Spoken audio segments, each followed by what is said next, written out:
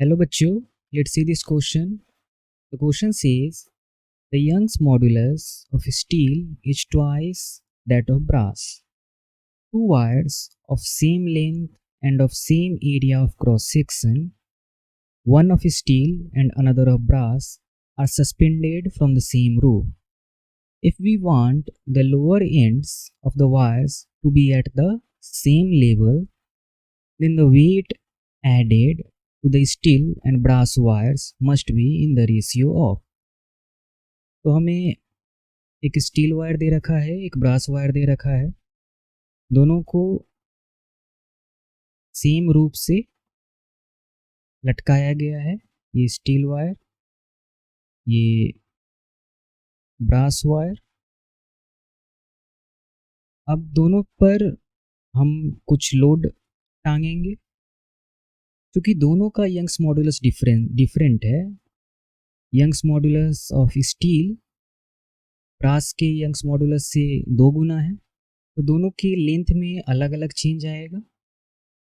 अगर हम सेम ही वेट अगर दोनों पर टांग देंगे तो हमें क्वेश्चन में पूछा है कि स्टील के वायर पर और ब्रास के वायर पर ऐसे इस तरह से वेट डाला जाए कि दोनों सेम लेवल पर स्ट्रेच होकर आ जाए, इक्वल लेवल पर स्ट्रेच होकर आ जाए। तो जब ऐसा होगा तब जो स्टील के वायर पर वेट है और ब्रास के वायर पर वेट है उसका रेशियो क्या होगा। तो इस क्वेश्चन में जो की कंसेप्ट इन्वॉल्व है वो है हुक्स लॉ ऑफ इलास्टिसिटी। इसी का यूज करके हम इस क्वेश्चन को सॉल्व करेंगे। तो चलिए आगे इस क्वेश्चन को सॉल्व करने की कोशिश करते हैं। हमें क्वेश्चन में दे रखा है स्टील वायर का यंग्स मॉडुलस ब्रास वायर के यंग्स मॉडुलस से 2 गुना है। तो मान लेते हैं कि स्टील वायर का यंग्स मॉडुलस YS है और ब्रास वायर का YB है। तो क्वेश्चन के हिसाब से YS should be equal to twice of YB। अब हमें दे रखा है कि length of both the wire same है, तो लेंथ ऑफ बोथ वायर हम मान लेते हैं L है और एरिया ऑफ क्रॉस सेक्शन ये भी हमें दोनों वायर का सेम दे रखा है, ये हम मान लेते हैं कि दोनों के लिए A है।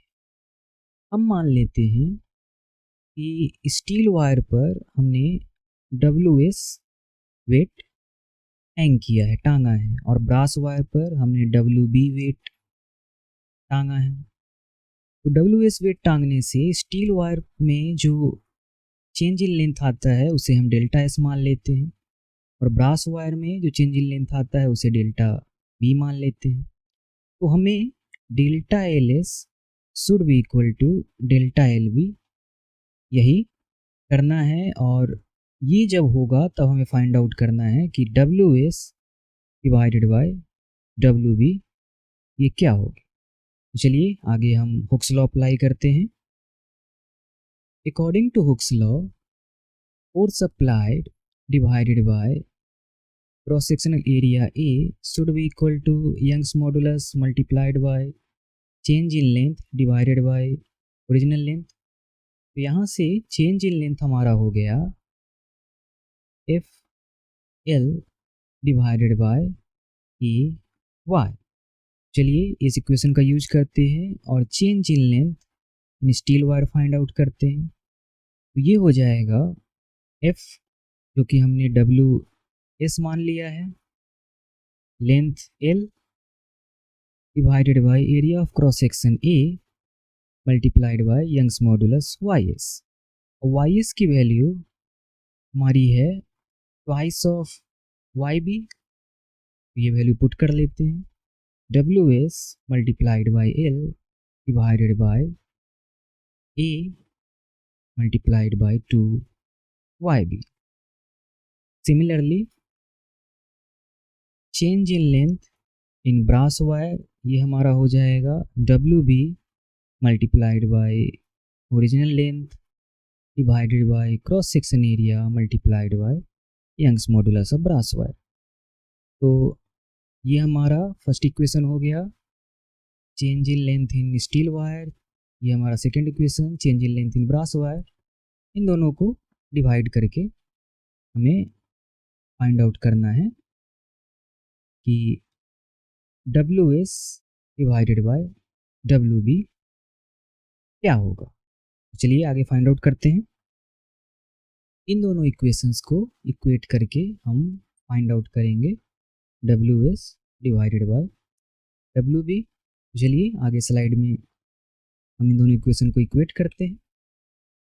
तो delta L S is equal to delta L B, यही हमें करना है।